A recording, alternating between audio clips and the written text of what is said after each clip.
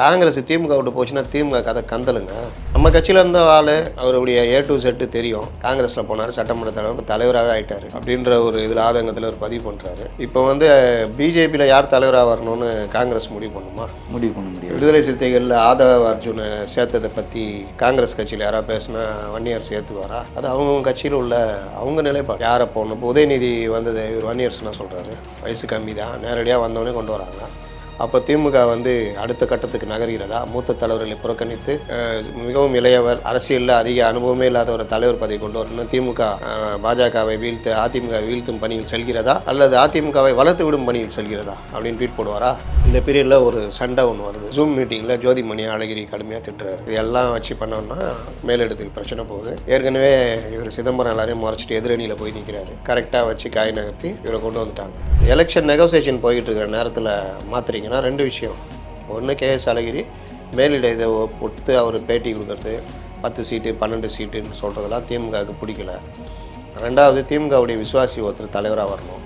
எல்லா வகையிலையும் மூவ் பண்ணி கொண்டு வராங்க. காங்கிரஸில் இருக்கக்கூடிய முக்கிய புள்ளிகளே வந்து மோடி முன்னிலையில் பிஜேபியில் இணையறதா சொல்லி ஒரு விஷயம் சொல்கிறாங்க. அதாவது ஒவ்வொரு மாநிலத்திலையும் பாஜகவை வளர்த்து விடுவது காங்கிரஸ்.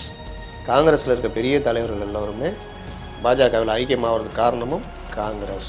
பொது தொகுதி வேணும், கள்ளக்குறிச்சி வேணும்னு கேட்குறாங்க. ஆதவ அர்ஜுனுக்கு தான் கேட்குறாங்க. ஆதவ அர்ஜுன் செலவு பண்ணுவார், மற்ற 3 பேருக்குமே செலவு பண்ணுவார். 4 தொகுதி கிடைச்சா 3 தொகுதியும் செலவு பண்ணுவார், அவருடைய பொது தொகுதிக்கும் செலவு பண்ணுவார். சார் வணக்கம். சார், கொஞ்ச நாள் முன்னாடி வரைக்கும் இந்தியா கூட்டணியில் வந்து பெரிய சலசலப்பு பிரச்சனைகள் போச்சு. அது இன்னும் தொடர்ந்துகிட்டே இருக்குது. அப்படியே இப்போ என்னன்னா ஒரு 2-3 நாள் முன்னாடி பார்த்தீங்கன்னா திமுக கூட்டணியில் பெரிய ஒரு சலசலப்பு இதெல்லாமே நடந்து. இந்த சலசலப்புலாம் எங்கே ஆரம்பிச்சது அப்படின்னு பார்த்தீங்கன்னா, செல்வ பெருந்தகை அவரை வந்து KS அழகிரி, அதாவது தமிழக காங்கிரஸ் தலைவராக KS அழகிரி இருந்தார். அவர் இருந்த இடத்துக்கு செல்வ பெருந்தகை மாற்றினதுக்கப்புறம் இந்த சலசலப்புலாம் ஏற்பட்ட மாதிரி தெரியுது. ஒரு ட்வீட், அதாவது விடுதலை சிறுத்தைகள் கட்சியோட வன்னியரசு, அதாவது துணை பொதுச் செயலர், அவர் வந்து ஒரு ட்வீட் போடுறாரு. ஆனால் இதை மீன் பண்ணி போட்டாரா அப்படின்றது தெரியல. என்ன ட்வீட்னா, காங்கிரஸ் பிஜேபியை வீழ்த்தும் யுத்தியை கையாள்கிறதா அல்லது காங்கிரஸ் பிஜேபியை வளர்க்கும் யுத்தியை கையாள்கிறதா அப்படின்னு ஒரு ட்வீட் போடுறாரு. ஆக்சுவலாக என்ன சார் பிரச்சனை, என்ன நடக்குது? அதாவது இவர் செல்வ பெருந்தகை நியமனம் பல மாற்றங்களை கூட்டணி கட்சிகளுக்குள்ளேயும் சரி வெளியவும் சரி கொண்டு வந்திருக்கு. காங்கிரஸ் கட்சிக்குள்ளே காங்கிரஸ்காரர்கள் தலைவர்களாக வர்றதுன்றது தான் எப்பவும் வழக்கம்.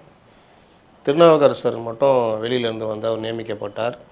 அவர் ஒரு 2 வருஷத்தை தள்ளினார். ஆனால் பெரும்பாலும் அவர் பெரிய அளவில் சர்ச்சை இல்லை. அவர் ஒரு காங்கிரஸ்காரர் நடந்துக்கிட்டார். உதாரணம் சொல்லணுன்னா, பொது சிவில் சட்டம் சம்மந்தமாக அப்போ காங்கிரஸுடைய செய்தி தொடர்பாளர் இருந்த குஷ்பு அவங்க பொது சிவில் சட்டத்தை ஆதரித்து பேசினாங்க. ஒரு பிரபல தொலைக்காட்சியில் பேட்டி கொடுத்தாங்க. முத்தலாக்கையும் தடை பண்ணுறதையும் ஆதரித்து பேட்டி கொடுத்தாங்க. கிட்டத்தட்ட பிஜேபி ஸ்டாண்டு. அது சம்மந்தமாக திருநாவுக்கரசர் கேட்டப்போ அது குஷ்புவுடைய ஸ்டாண்டு, கட்சியுடைய ஸ்டாண்டு இல்லைன்ற மாதிரிலாம் கொண்டு போனார். இந்த இது தெரியுதா? வெளியிலேருந்து வந்த குஷ்பு தான், வெளியிலேருந்து வந்த திருநாவுக்கரசு தான். ஆனால் அவர் அந்த லைனில் கரெக்டாக இருந்தார். குஷ்பு வந்து அவங்களெலாம் என்ன ஒரு தெளிவு இருக்கும், ஏதாவது கண்டதே காட்சி கொண்டதே கோலம். அசில் இப்போ பிஜேபியில் போய் உட்காந்துருக்காங்க. பிஜேபி ஆட்சியில் இல்லைன்னா போவாங்களான்னு தெரியாது. அதனால் இது ஒரு மேட்டர்னு வச்சிங்களேன். இந்த நிலமையில் கட்சியில் புரட்சி பாரதம், விடுதலை சிறுத்தைகள், பகுஜன் சமாஜ் பார்ட்டி, கடைசியில் காங்கிரஸில் வந்து தஞ்சமானார். இந்த 4 முதல்ல சொல்கிற 4 கட்சிகளில் ஒரு கட்சி தேசிய கட்சியாக இருந்தாலும் பெரும்பாலும் அவங்களாம் வந்து தலித் அந்த இதை சார்ந்த கட்சிகள். காங்கிரஸ்ன்றது வேறு லெவலு, அனைத்து இதிலையும் பிரதிபலிக்கிற ஒரு தேசிய கட்சி. காங்கிரஸ் பேர் இயக்கம்னுவாங்க. அதில் வந்து இவர் ஐக்கியமானார். ஐக்கியமானதுலேருந்தே இவர் வந்து ப. சிதம்பரம் ஆதரவாளர். அந்த யாரை இது பண்ணால் முடியும் அப்படின்ற மாதிரி மூவ் பண்ணிட்டு போயிருந்தார். இது ஒரு பார்ட்டு. சட்டமன்ற தேர்தலில் போட்டிட்டு ஜெயித்தார். சட்டமன்ற கட்சி தலைவர் இதுக்கு பல பேரை சொன்னப்போ லாஸ்ட்டில் இவரை கொண்டு வந்தாங்க. அதுலேயே ஒரு பிரச்சனைகள்லாம் வர ஆரம்பிச்சிது.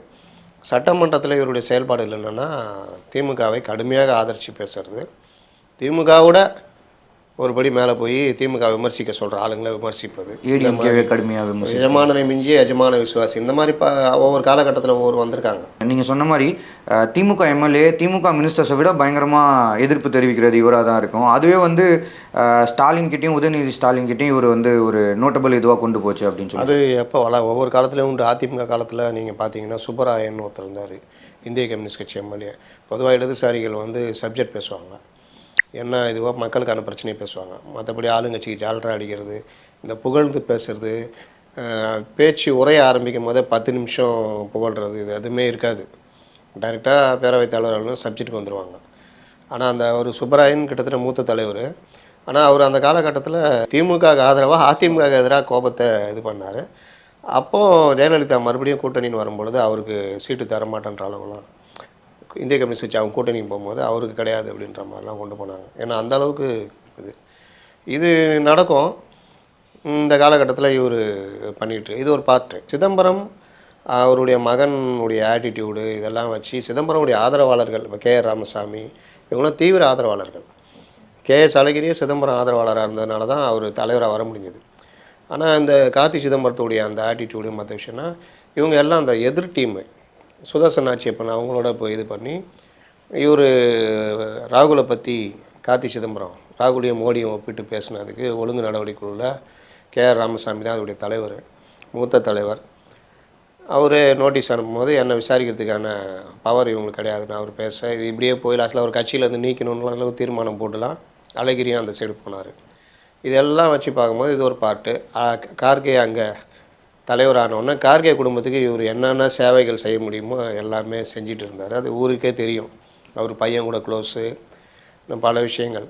அப்போ இந்த மாதிரிலாம் பண்ணும்போது இவருக்கு வரதுக்கான வாய்ப்பு இருக்குது அப்படின்னு பேசிக்கிட்டே இருந்தாங்க. மற்ற தலைவர்களும் இருந்தாங்க. இப்போ இவருக்கு மாணிக் தாக்கூர், ஜோதிமணி பேர் அடிபட்டுச்சு, சசிகாந்த் செந்தில் பேர் அடிபட்டுச்சு, டாக்டர் செல்லகுமார், பீட்டர் அல்ஃபோன்ஸு ரொம்ப வருஷமாக அழகிரி வரதுக்கு முன்னாடி அவர் பேர் அடிபட்டிருந்தது, மூத்த தலைவர். அவரும் கிட்டத்தட்ட திமுக மாதிரி தான் அவரும். ஏன்னா பாருங்கள், சிறுபான்மை பிரிவு தலைவர் விருது கொடுத்துருக்காங்க.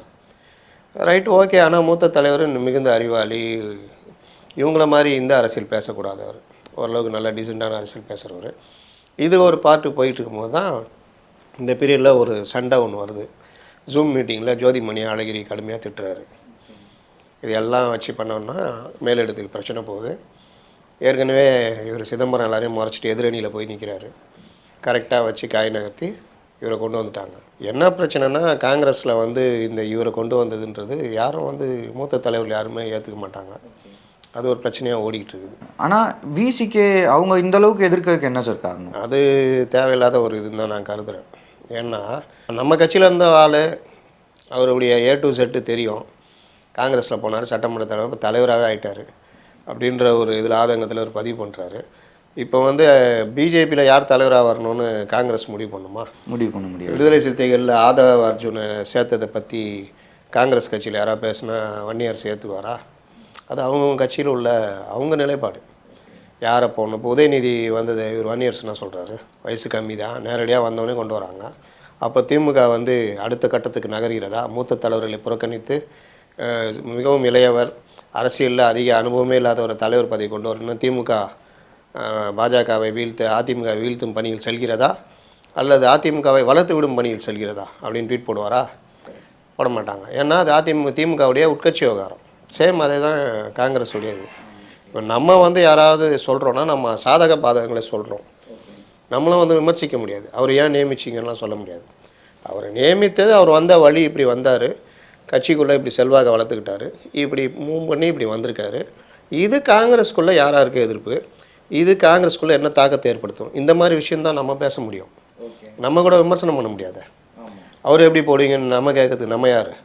பத்திரிகையாளருடைய பணி இருக்கிற சப்ஜெக்டை சொல்கிறது. இப்படி இருக்குது, இது இப்படி போவோம், இப்படி போனால் இந்த மாதிரி நடக்கும், இவர் இப்படி வந்தார், இவங்கெல்லாம் வாய்ப்பு இருக்குது, அப்போ இவங்களுக்குள்ள கொமைச்சல் இருக்குது, புகைச்சல் இருக்குது, அதை வெளிப்படுத்த வாய்ப்பு இருக்குது. இதை தான் நம்ம பதிவு பண்ண முடியும். கரெக்டாக இதே தான் அரசியல் கட்சிகளும் பண்ணோம். நீங்கள் கேட்டிங்கன்னா இது அவங்க உட்கட்சி விவகாரம் கண்டு போயிடுவாங்க. ஆதவ அர்ஜுனை பற்றி கேட்டால் அந்நிய அரசுனா சொல்லுவார், எங்கள் உட்கட்சி விவகாரங்க, நீங்கள் என்னங்க கேட்குறதுன்னு. நாங்கள் யாரை துணை பொதுச் செயலராக வைக்கணுன்றது எங்கள் தலைவர் திருமாவளவன் தீர்மானிக்க வேண்டியது, நீங்கள் ஒன்றும் சொல்ல வேண்டிய அவசியம் இல்லைன்னுவாங்க. ஸோ அது இந்த இதெல்லாம் நம்ம எடுத்துகிட்டு பெருசாக பேச முடியாது. இவங்களுக்குள்ளே இந்த இது தான், இந்த எண்ணங்கள் தான் எதிரொலிக்குது. இதில் என்ன எல்லாம் எதிர்பார்க்குறாங்க, நான் ஒரு பார்ட்டு சொன்னேன்ல. இன்னொரு பார்ட் என்னென்னா, அதிமுக உடனடியாக எடப்பாடி பழனிசாமி தேசிய கட்சிகளோட கூட்டணி இல்லை அப்படின்னு அறிவிக்கிறாரு இவரை நியமித்த உடனே. என்ன விஷயம் அப்படின்னு பார்த்தீங்கன்னா, இவரை நியமிக்கிறது மூலயமா திமுக தனக்கு வேண்டிய ஒருத்தரை, தன்னுடைய விசுவாசி ஒருத்தரை காங்கிரஸ் கட்சி தலைவராக கொண்டு வந்திருக்குது. இதன் மூலிமா ஒரு அந்த போராட்ட குணமிக்க அந்த இது போயிடும். கொடுக்குறத வாங்கிக்குவாங்க, நம்மக்கிட்ட வரமாட்டாங்க. ஆனால் அதான் சார் கேட்கணும்னு நினச்சேன். ஏன்னா இந்த ஒரு ரொம்ப ஒரு இக்கட்டான சூழ்நிலையில் இருக்கும். எலெக்ஷன் வந்து அனௌன்ஸ் பண்ண போகிறாங்க. இன்னும் 100 நாள் கூட இல்லைல்ல சார், அது கம்மியாக தானே இருக்கும் எப்படியும். இந்த மாதிரி ஒரு தருணத்தில் இன்னும் ஒரு 20 நாள் இருக்குங்க, அவ்வளோதான். அவ்வளோதான். அதான் ரொம்ப ஒரு குரூஷியல் அறிவிப்பு தானே கணக்கு. ஆமாம், அவர் கேஎஸ் அழகிரி வந்து ஆல்ரெடி 3 வருஷம் இருந்து ப்ளஸ் 2 இயர்ஸும் கண்டினியூ பண்ணிகிட்டு இருக்காரு. லாஸ்ட்டாக அவர் பண்ண நெகோசியேஷன்லாம் பண்ணி அவங்க ஜெயிச்சுருக்காங்க, வாங்கின சீட்லாம் பெரிய அளவுக்கு ஜெயிச்சுங்க. அப்படி இருக்கும்போது இப்போ போய் இவரை மாற்றணுமா சார்? அதுவும் இவ்வளோ எதிர்ப்பு வருது, இதெல்லாம் உங்களுக்கு முன்னாடியே தெரிஞ்சிருக்கும் இவரை மாற்றணும். என்ன பிரச்சனை வருதுன்னா, நீங்கள் ஏன் மாற்றணும், என்ன அவசியம்? 5 வருஷம் 2 வருஷம் தான் ஒரு தலைவர் இருப்பாங்க. கூடுதலாக 3 வருஷம் 5 வருஷமாக இருந்துட்டார். அப்போல்லாம் மாற்றாத ஆட்கள் எலெக்ஷன் நெகோசியேஷன் போய்கிட்டு இருக்கிற நேரத்தில் மாற்றுறீங்கன்னா 2 விஷயம். ஒன்று, கேஎஸ் அழகிரி மேலிட இதை பொறுத்து அவர் பேட்டி கொடுக்கறது 10 சீட்டு 12 சீட்டுன்னு சொல்கிறதெல்லாம் திமுகவுக்கு பிடிக்கல. 2வது, திமுகவுடைய விசுவாசி ஒருத்தர் தலைவராக வரணும். எல்லா வகையிலையும் மூவ் பண்ணி கொண்டு வராங்க. அப்படின்னா என்ன அர்த்தம்னா, காங்கிரஸ் திமுக கூட்டணியிலே இருக்கிறத விரும்புது, கொடுக்குறத வாங்கிக்கலாம் அப்படின்னு முடிவெடுத்துட்டாங்களா என்னன்னு தெரியல. அதோடைய வெளிப்பாடு தான் இவர். அதை தான் எடப்பாடி இதுக்கப்புறம் வேலைக்கு ஆகாதுன்ற அடிப்படையில் தேசிய கட்சிகளுடன் கூட்டணி இல்லை அப்படின்ற அறிவிப்பு காங்கிரஸ் மேலிடத்துக்கு ஒரு எச்சரிக்கையாக பார்க்கலாம். இந்த மாதிரிலாம் இங்கே பண்ணுறீங்க, கூட்டணி இல்லை அப்படின்னு. ஒருவேளை இதை பொறுத்து இருங்க பேசுவோம் அப்படின்னு எதாவது நடந்தால் நடக்கலாம். பெரும்பாலும் இவங்க கொண்டு வந்தது தலைவர் என்ன, எப்போவுமே எந்த கட்சியோட கூட்டணி வைக்கிறாங்களோ அதுக்கு உகந்த தலைவரை மாற்றிடும். இப்போ ஈவிகே இளங்கோவனை ஜெயலலிதா கடுமையாக விமர்சனம் பண்ணுறாருன்னா, அதிமுக கூட்டணி போகுதுன்னா ஈவிகே இளங்கோவனை மாற்றிடுவாங்க, தங்கபாலு மாதிரி ஆட்களை கொண்டு வந்துடுவாங்க, ஒத்து போகிற ஆட்களை. அதுதான் காங்கிரஸுடைய கலாச்சாரம். அதனால் இவரை கொண்டு வந்தது ராஜாவை மிஞ்சிய ராஜ விசுவாசி, திமுக அனுதாபி, திமுகவுடைய அணியாகவே மாறிவிட்டவர் அப்படின்ற கருத்தை இவரை கொண்டு வந்தது மூலிமா இதுக்கான வாய்ப்புகள் தான் அதிகம். 7 கொடுத்தா கூட வாங்கிக்குவோம் அப்படின்ற மாதிரி போகும் போல் அப்படின்னு தான் எல்லாரையும் நினைக்க வைக்கிது. காங்கிரஸ்குள்ளே இந்த டாக் ஓட ஆரம்பிச்சிச்சு. இப்போ வந்து என்னென்னா, இவர் வந்து தலைவராக போட்டதுக்கப்புறம் நீங்கள் சொன்னீங்க, இவர் தலைவராக போட்டது பக்கம் இந்த பக்கம் எடப்பாடி வந்து தேசிய கட்சிகளோட கூட்டணி இல்லைன்னு சொல்கிறாரு. இது ஒரு சைட் போயிட்டுருக்கு.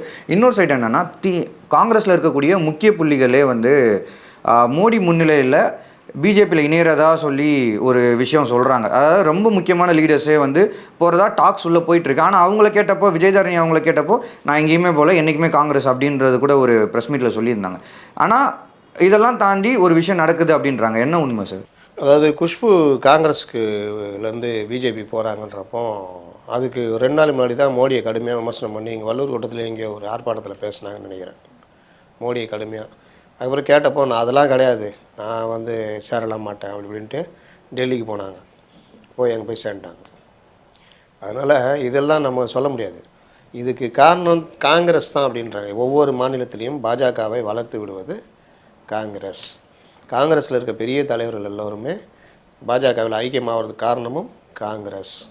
விஜயராஜ சிந்தியா அந்த குடும்பம் இருக்குது, அவங்க பலரும் அங்கே போயிட்டாங்க.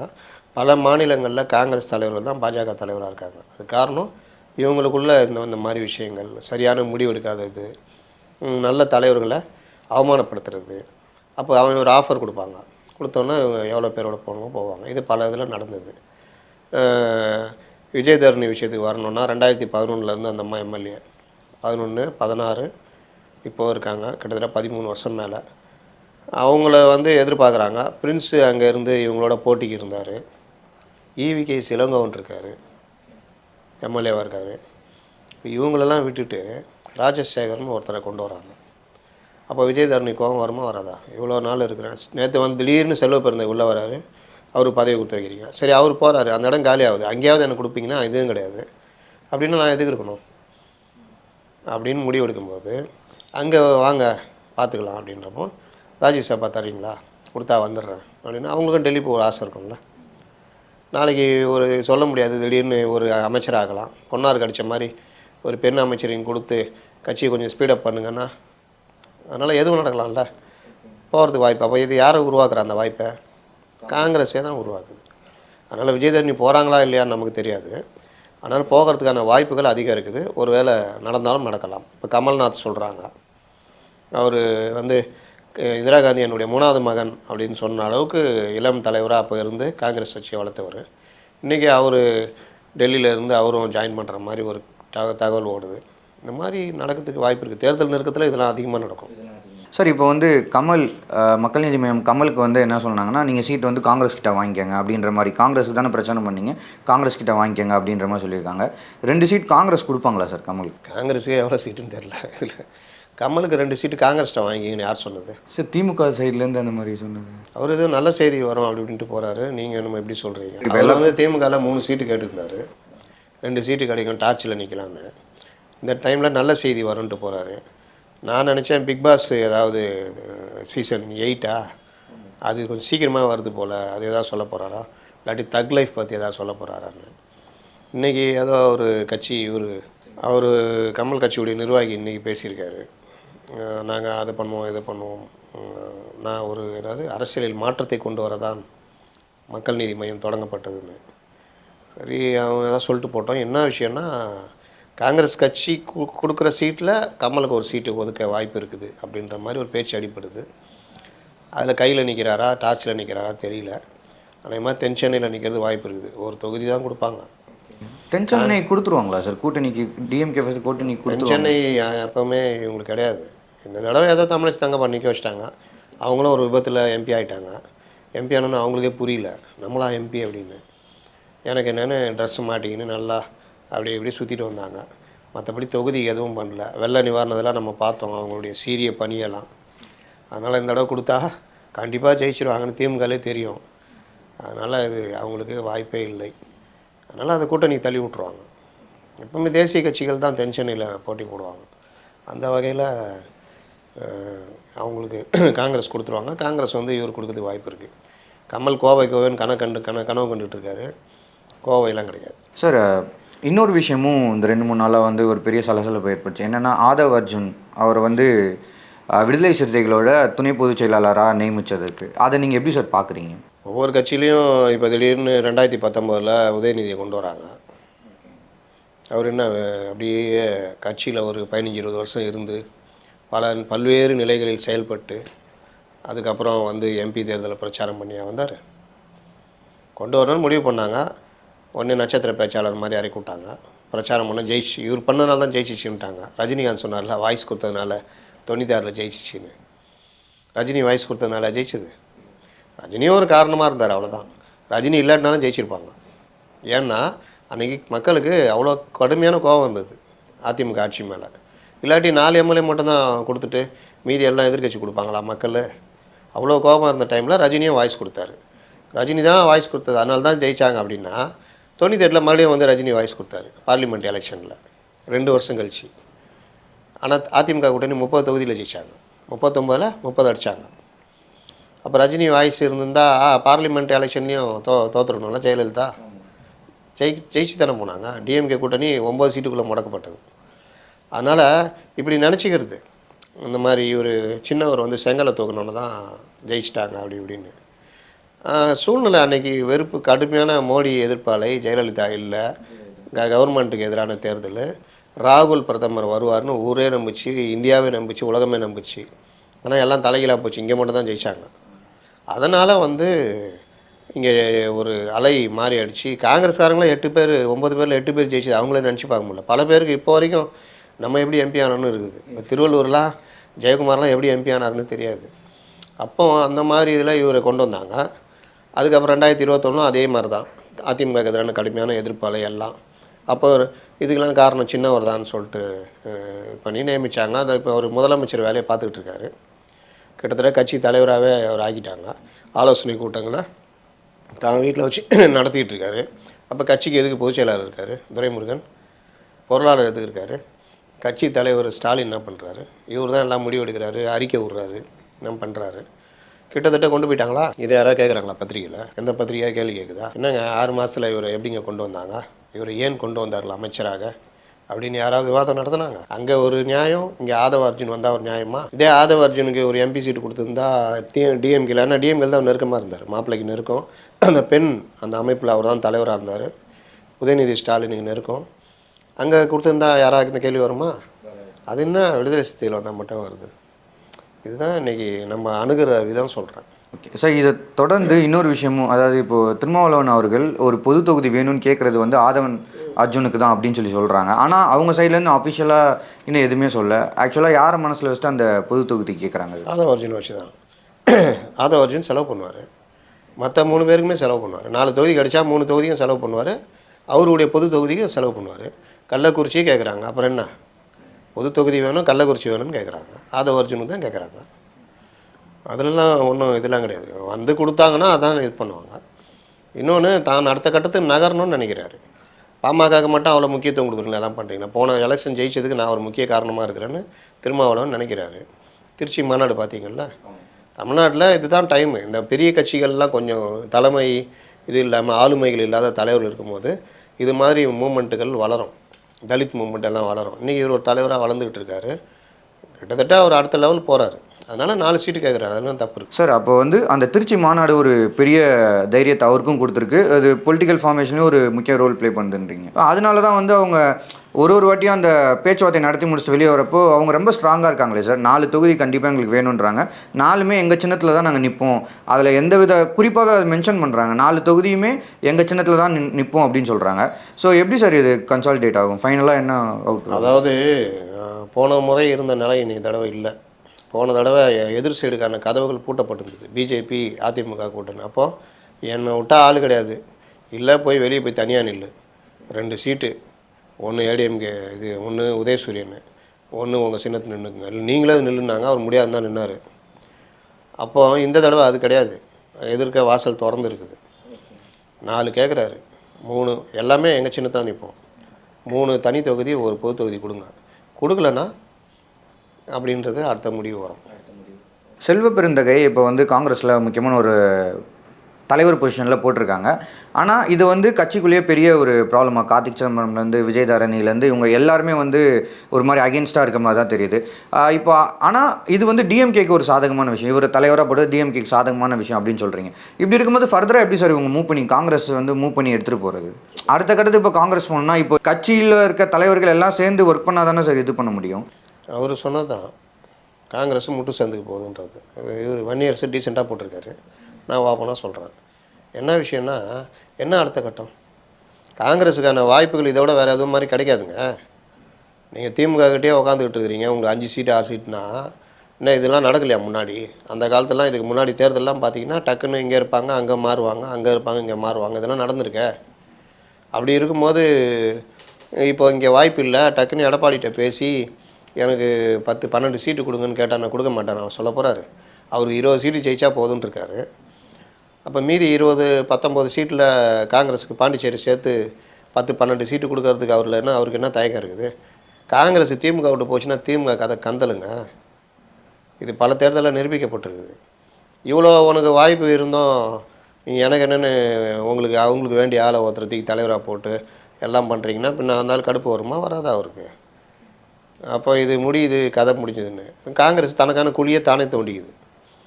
மொத்தமாக ஒருத்தன் இறந்து போனால் வேறு ஒருத்தன் தான் தோண்டி பணத்தை கொண்டு போய் புதைப்பாங்க. இங்கே காங்கிரஸ் தனக்கான வாய்ப்பை மறுத்துக்கிட்டு தோண்டிக்கிட்டு இருக்குது. இதே தான் திருமாவும் இதே வேலையை பண்ணாருன்னா அவருக்கான இதுவும் அவர் தான் தோன்றாருன்னு அர்த்தம். ஏன்னா இதோட வாய்ப்பு அவர் கிடைக்காது. மறுபடியும் 2 தொகுதி, ஒன்று உதயசூரியன், ஒன்று திருமான்னாருன்னா மரியாதை போயிடும். சார் இதை தொடர்ந்து விடுதலை சிறுத்தைகள் வந்து இந்த வாட்டி இன்னும் 4 மாநிலங்களையும் நிற்கிறாங்களா சார்? தெலுங்கானாவில் நிற்கிறாங்க, ஆந்திராவில் நிற்கிறாங்க, கர்நாடகாவில் நிற்க போகிறாங்க. இதெல்லாம் என்ன ரீசன் சார்? நீங்கள் என்டிகேக்கு கிடைச்ச அந்த அனுபவத்தை வச்சு இவங்க சில முடிவுகள் எடுத்துருக்கலாம். அந்த அடிப்படையில் நீங்கள் தேசிய கட்சினா 6% ஓட்டு வாங்கணும், 3க்கும் மேற்பட்ட மாநிலங்களில் 4 சீட்டு மக்களவை தொகுதி வாங்கணும். இது இருந்தால் தான் தேசிய கட்சி. இவர் சரி நம்ம பானை சின்னத்தை இப்போ என்டிகே இந்த கரும்பு விவசாய சின்னம் எப்படி முடக்கப்பட்டதோ அந்த மாதிரி நாளைக்கு யாராவது தேசிய கட்சின்னு ஆரம்பிச்சுட்டு தமிழ்நாட்டிலையும் எங்களுக்கு அந்த சின்னம் வேணும்னு பிரச்சனை வரக்கூடாதுன்ட்டு இவர் கொஞ்சம் முன்கை எடுக்கிறாரோ அப்படின்னு தான் நான் பார்க்குறேன். அதை விட்டுட்டு இவங்க போயிட்டு அங்கெல்லாம் நின்று எம்பி சீட்லாம் ஜெயிக்கிறதுன்றதுலாம் நினைக்க முடியாத விஷயம். அதனால் என்னுடைய எண்ணம் இதுதான், அடுத்த கட்டமாக தேசிய கட்சி மாதிரி நகர்த்தலாம், இப்போ ஆம் ஆத்மிலாம் இருக்குது அந்த மாதிரி கொண்டு போகலான்னு நினைக்கிறாரு. அப்போ அதை நகர்த்த நினைக்கிறவர் தமிழ்நாட்டிலையும் அதற்கான முன்னெடுப்புகளை பண்ணணும். அப்படி பண்ணோன்னா 4 சீட் நீங்கள் தரலன்னா அதிமுகவோட கூட்டுன்னு போயிடணும். அப்போ அதிமுக கூட்டு 4 சீட்னா 4ல் ஒரு 3 ஜெயிச்சா கூட அவருக்கு பெருமை தான், அட்லீஸ்ட் 2 ஜெயிச்சாலும் பெருமை தான். 4 போகும்போதே 4 6 3 6 18 4 24 சீட்டு எனக்கு 20 எம்எல்ஏ சீட்டு கொடுக்கணும் அப்படின்னு அக்ரிமெண்ட் போட்டு போனாருன்னா அட்லீஸ்ட் 15 கேட்டு நின்னா கூட அவருக்கு பெருமை தான். ஏன்னா அடுத்து 2026 எலெக்ஷன் எப்படி இருக்குன்னு தெரியாது. அதிமுக கூட்டணி வரதுக்கு வாய்ப்பு இருக்குது. 20 தொகுதி நிற்கிறாரு, அவரை 15 ஜெயிச்சா ஃபஸ்ட் டைம் விடுதலை சிறுத்தைகளுடைய 15 எம்எல்ஏக்கள் போவாங்க, அவர் பெரிய தலைவர் ஆகலாம். விஜயகாந்த் அப்படி தானே ரீச் ஆனார். இவர் அவரோட நிதானமான தலைவர். அப்போ அடுத்தடுத்த கட்டங்களுக்கு நகரலாம். அந்த முன்னெடுப்பை அவர் என்றைக்கு பண்ணுறாரோ அது அவருக்கும் இந்த தேர்தலில் ஒரு வாய்ப்புன்னு நான் சொல்லுவேன். சார் லாஸ்ட்டாக ஒரு கொஸ்டின் சார். நீங்கள் வந்து நம்ம ப்ரீவியஸ் இன்டர்வியூவில் நீங்கள் ஆல்ரெடி சொல்லியிருக்கீங்க, என்றைக்கு வந்து டிஎம்கே வந்து நாங்கள் தனியாக நிற்க போகிறோம் அப்படின்னு சொல்லி முடிவு எடுத்தாங்களோ அப்பயே முடிஞ்சிச்சு, ஒரு ஸ்வீப் அவுட் ஆனாங்க அப்படின்னு சொல்லி சொன்னீங்க. ஆனால் இன்றைக்கி நீங்கள் சொல்கிறதும் ஒரு விஷயத்தில் நீங்கள் சொல்கிறது ஓகே சார். இப்போது காங்கிரஸ் வந்து தைரியமாக ஒரு ஸ்டெப் எடுக்கலாம், அதுதான் உங்கள் கட்சியோட வளர்ச்சிக்கும் நல்லது. விடுதலை சிறுத்தைகளும் ஒரு பக்கமே கான்சன்ட்ரேட் பண்ணாமல் ஒரு மூவ் ஆன் பண்ணலாம், அது வந்து அவங்களோட ஃப்யூச்சருக்கும் நல்லாயிருக்குன்னு சொல்கிறீங்க. ஆனால் லெஃப்ட் பார்ட்டிஸும் காங்கிரஸும் பயப்படுறாங்க. அதாவது டிஎம்கே தான் ஜெயிக்கிற குதிரை, நம்ம அதனால் இங்கேயே இருக்கலாம் அப்படின்னு சொல்லி அவங்க பயப்படுறாங்க அப்படின்னு சொல்லி ஒரு டாக் இருக்கு சார். 100% உண்மை. ஏன்னா இவங்க தமிழ்நாடு இடதுசாரிகள் அவங்க தேஞ்சி ஒன்றும் இல்லாமல் போகிறதுக்கு காரணமே இந்த மாதிரி பைத்தியகாரத்தனமான முடிவுகள், போராட்ட குணத்தை கைவிட்டது. இவங்க எப்போல்லாம் பைத்தியக்காரனா 2016 பைத்தியகாரத்தனம் பண்ணாங்க. கழகங்களுடன் கூட்டணி இல்லைன்னு முடிவெடுத்தாங்க இடதுசாரிகள். பைத்தியகாரத்தனம்னு முடிவு. ஏன்னா இடதுசாரிகளுடைய அடிப்படை சித்தாந்தமே என்னென்னா, பாராளுமன்றம் இருக்கிற வரைக்கும் அந்த இதை பயன்படுத்தி தன்னுடைய கட்சி எண்ணிக்கையை, எம்பி எம்எல்ஏக்கள் எண்ணிக்கையை அதிகரிப்பது, அதன் மூலம் மக்கள் பணி செய்வது, முதலாளித்துவ கட்சிகளுடைய இடையே உள்ள அந்த பிரச்சனைகளை பயன்படுத்தி கொள்வது, தேர்தல் நடைமுறை இருக்கிற வரையிலும் அதை பயன்படுத்துவது. இதில் உங்களுடைய லட்சணம் என்னன்னு தெரியும். தமிழ்நாட்டில் நீங்கள் கழகங்களுடன் கூட்டணி இல்லைன்னா யார் கூட போய் கூட்டணி வைப்பீங்க? பிஜேபி கூட வைப்பீங்களா? இல்லை காங்கிரஸ் கூட வைப்பீங்களா? காங்கிரஸ் திமுக கூட இல்லை அதிமுக கூட போய்கிட்டு இருக்குது. அந்த மாதிரி ஒரு பைத்தியகாரத்தனமான முடிவு எடுத்தது தான் மக்கள் நல கூட்டணி. ஒன்றும் இல்லாமல் போனோன்னா மறுபடியும் அந்த முடிவை அப்படியே வாபஸ் வாங்கினாங்க. சரி, திமுகவோட கூட்டணி 2019, 21 கரெக்டு. ஏன்னா அதிமுக வீழ்த்தப்படணும், அன்றைக்கி ஒரு பெரிய இது. இன்றைக்கி திமுகவுடைய 3 ஆண்டு காட்சிக்கு எதுக்கே நீங்கள் முட்டு கொடுக்குறீங்க?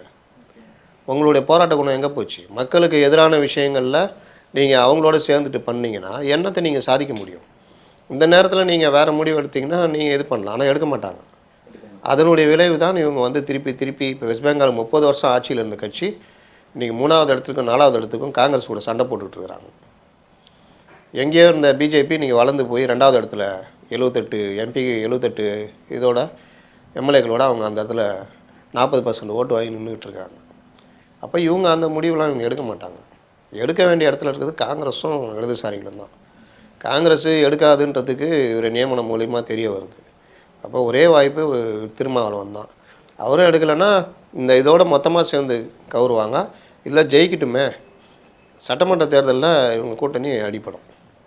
அதனால் வந்து காலத்துக்கேற்ற முடிவு எடுக்கிறது தான் இவங்களுடைய ஒர்க்காக இருக்கணும். ரொம்ப நன்றி சார். வழக்கம் போல் பொறுமையாக நிறைய விஷயம் எக்ஸ்பிளைன் பண்ணிங்க. Thank you sir.